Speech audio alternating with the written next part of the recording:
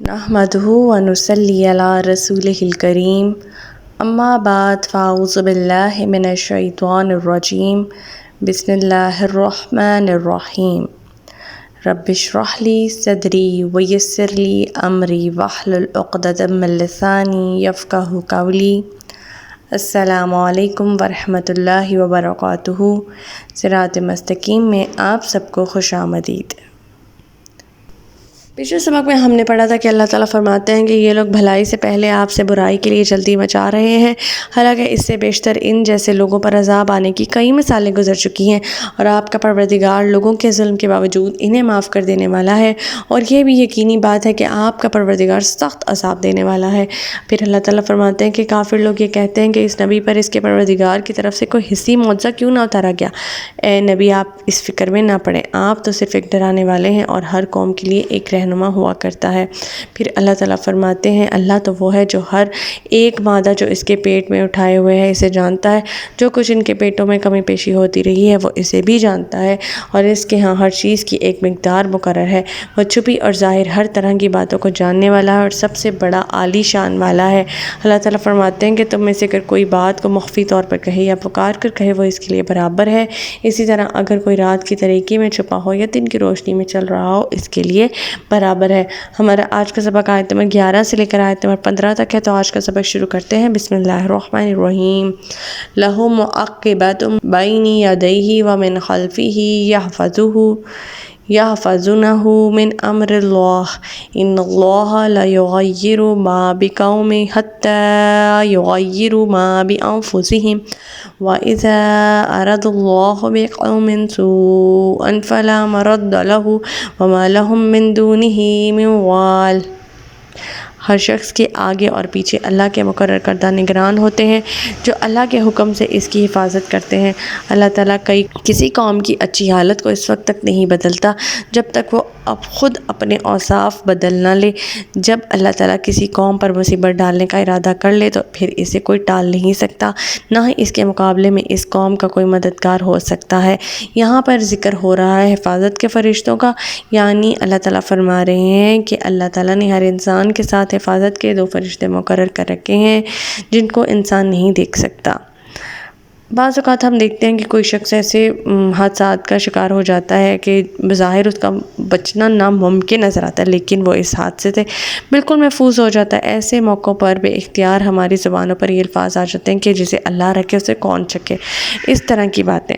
اللہ تعالیٰ فرماتے ہیں کہ یہ محض اتفاقات نہیں ہوتے، اللہ کے مقرر کردہ فرشتے ہوتے ہیں جو ایسے خوفناک موقعوں پر انسان کو محفوظ رکھتے ہیں تاکہ جب تک اس کی مدت ہے، زندگی ہے، تب تک وہ اس کی موت کا وقت نہیں آ جاتا تب تک وہ موت کا ذائقہ نہ چکے۔ دوسری بات اللہ تعالیٰ یہاں فرما رہے ہیں کہ قوموں کے عروج اور زوال کے قوانین میں قابل ذکر بات یہ ہے کہ جب مجموعی حیثیت سے کوئی قوم اس اخلاقی طور پہ بہت زیادہ انتہائی پستیوں پہ پہنچ جاتی ہے، گر جاتی ہے، تو اسی وقت اس کا زوال شروع ہو جاتا ہے۔ تہذیب و تمدن کے بلند درجہ تک پہنچ چکی ہوتی ہے، اس کے بعد اگر وہ اپنی اصلاح کر لے تو ٹھیک ہے، اگر نہیں کرے تو پھر اس پر عذاب جو آئے گا اسے کوئی نہیں ٹال سکتا۔ آیت نمبر 12۔ هو الذی یریکم البرق خوفا وطمعا وینشئ السحاب الثقال۔ وہی تو ہے جو تمہیں بجلی دکھاتا ہے جس سے تم ڈرتے بھی ہو اور امید بھی رکھتے ہو، وہی پانی سے بوجھل بادلوں کو اٹھاتا ہے۔ یہاں پر اللہ تعالیٰ فرما رہے ہیں کہ بادلوں کے وزن کا اندازہ کچھ اس بارش سے اور کچھ اس کے رقبے سے بھی لگایا جا سکتا ہے۔ جہاں یہ بادل برستا ہے، ہوا جو ایک ہلکے سے کاغذ کا بھی بوجھ برداشت نہیں کر سکتی وہ زمین پر گر پڑتا ہے۔ کروڑوں ٹن پانی والے بادلوں کا بوجھ کون اٹھائے پھرتی ہے؟ ہوا اٹھائی پھرتی ہے، جس کا تصور کرنے سے ہی اللہ کی بے پناہ قدرت کا اندازہ ہو جاتا ہے۔ اب یہ پانی سے بھرے ہوئے بادل کبھی تہ بتہ بنتے جاتے ہیں، تہ میں مثبت بجلی پیدا ہوتی ہے، کس میں منفی۔ جب یہ بادل ملتے ہیں تو بجلی کے جذب سے دھماکہ زبردست ہوتا ہے اور اس طرح کے شعلے پیدا ہوتے ہیں کہ وہ شعلوں کو برق یا چمکنے والی بجلی ہم کہہ سکتے ہیں اپنی زبان میں۔ اس دھماکے کو رعد یا کڑک کہتے ہیں۔ برق تو فوراً اہل زمین کو نظر آ جاتی ہے، لیکن رعد جو ہوتی ہے، جو کڑک ہوتی ہے، چند لمحے بعد سنائی دیتی ہے، کیونکہ آواز کی رفتار روشنی کی رفتار کی نسبت بہت کم ہوتی ہے۔ اکثر تو یہ بجلی انہی بادلوں میں جذب ہو جاتی ہے انہی بادلوں کے پانی میں جذب ہو ایسی گرنے والی بجلی کو صاعقہ کہتے ہیں۔ لہٰذا انسان جب بجلی چمکتے دیکھتا ہے تو اسے امید تو ہوتی ہے کہ باران رحمت برسے گی، اور خوف یہ ہوتا ہے کہ یہ کڑک کہیں اسے بہرا نہ کر دے۔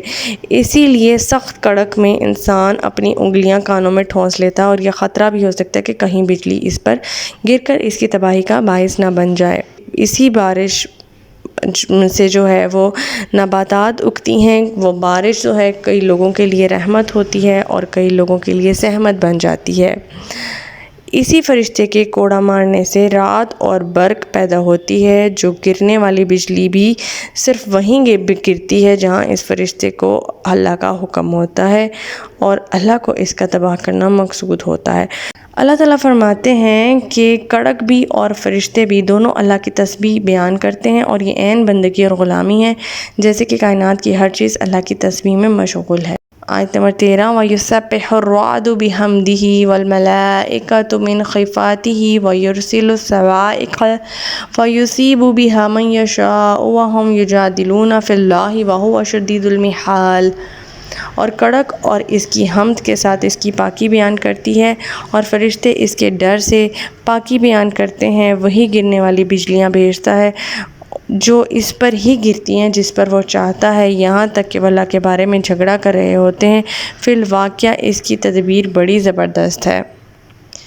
یعنی کہیں تو وہ اس ذات میں جھگڑا کرتے ہیں کہ آیا وہ موجود بھی ہے یا نہیں، اور کبھی وہ اس کی قدرتوں میں جھگڑا کرتے ہیں، جیسے کوئی یہ کہہ رہا ہوتا ہے کہ یہ بادل، بارش، برق، رعد، صاعقہ وغیرہ تو محض طبعی اسباب کی بنا پر پیدا ہوتے ہیں، اس میں اللہ کی نشانیاں کہاں سے آ گئیں؟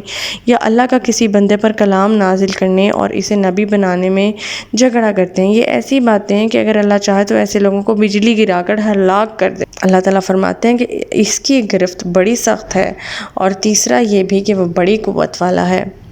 آیت نمبر 14 لَهُ دَعْوَةُ الْحَقِّ وَالَّذِينَ يَدْعُونَ مِن دُونِهِ لَيَسْتَجِيبُونَ لَهُم بِشَيْءٍ إِلَّا كَبَاسِطِ كَفَّيْهِ إِلَى الْمَاءِ لِيَبْلُغَ فَاهُ وَمَا هُوَ بِبَالِغِهِ وَمَا دُعَاءُ الْكَافِرِينَ إِلَّا فِي ضَلَالٍ۔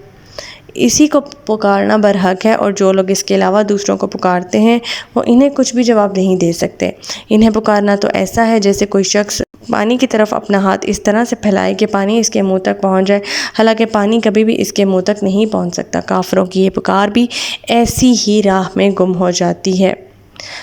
اللہ تعالیٰ کے سوا دوسرے لوگوں کو پکارنے کا انجام اور اس کی مثال اللہ تعالیٰ نے یہاں بیان فرمائی ہے۔ اللہ تعالیٰ فرماتے ہیں کہ اللہ کو پکارنا برحق ہے، اور جو لوگ اللہ کے سوا دوسروں کو پکارتے ہیں، چاہے وہ مشرکین ہیں، معبودان باطل ہیں، جو کہ دوسرے معبودوں کو پکارتے ہیں، ان کی مثال ایسی ہے کہ جیسے کوئی شخص پانی دیکھ کر اپنے ہاتھ پھیلائے اور پکارے کہ آؤ ذرا میری پیاس بجھاؤ۔ ظاہر ہے کہ پانی تو اس کے پاس نہیں جائے گا، پانی تو پکار نہیں سن سکتا، نہ ہی پیاسے کی پیاس بجھا سکتا ہے، لہٰذا پیاسے کی ایسی پکار ایک فضول اور بیکار کام ہوتا ہے۔ اسی طرح معبودان باطل کو 1000 بار بھی پکارا جائے، یا کسی کو اللہ تعالیٰ کے بغیر، اللہ تعالیٰ کے سوا، اللہ تعالیٰ کا شریک کرتے ہوئے پکارا جائے، تو ایسے ہی ہے کہ وہ بے بس اور مجبور ہے، دعا قبول کرنے کی قدرت نہیں رکھتا۔ اب انسان خود ہی سوچ لے کہ پکارنے کا ایسے لوگوں کو کیا فائدہ ہوتا ہے۔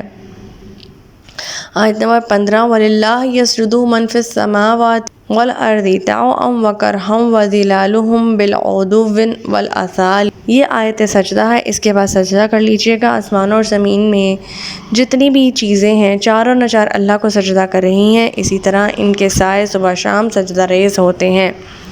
یعنی کائنات کی ہر چیز جو ہے وہ طبعی قوانین کی پابند اور ان کے آگے بے بس اور مجبور ہے۔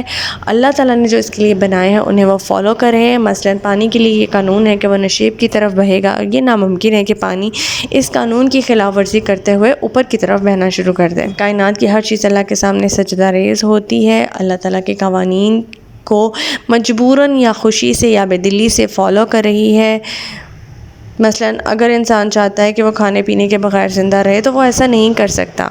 اگر وہ ایسا کرے گا تو اسے موت آ جائے گی۔ یہ سب اختیارات جو ہیں وہ اللہ تعالیٰ نے اپنے پاس رکھے ہیں۔ سارے قوانین کائنات جو ہیں وہ اللہ تعالیٰ نے ہر چیز کے لیے مقرر کر رکھے ہیں، اور کوئی بھی چیز ان سے تجاوز نہیں کر سکتی یا ان قوانین کی خلاف ورزی نہیں کر سکتی۔ تو ہمارا آج کا سبق یہیں تک تھا۔ اللہ تعالیٰ سے دعا ہے کہ اللہ تعالیٰ قرآن پاک کے احکامات پہ ہمیں عمل پیرا ہونے کی توفیق عطا فرمائے۔ اللہ پاک ہمیں ہدایت دے کہ جس کے بعد گمراہی نہ ہو۔ ربنا لا تزغ قلوبنا بعد إذ هديتنا وهب لنا من لدنك رحمة إنك أنت الوهاب۔ سبحانك اللهم وبحمدك نشهد أن لا إله إلا أنت أستغفرك وأتوب إليك۔ السلام علیکم ورحمۃ اللہ وبرکاتہ۔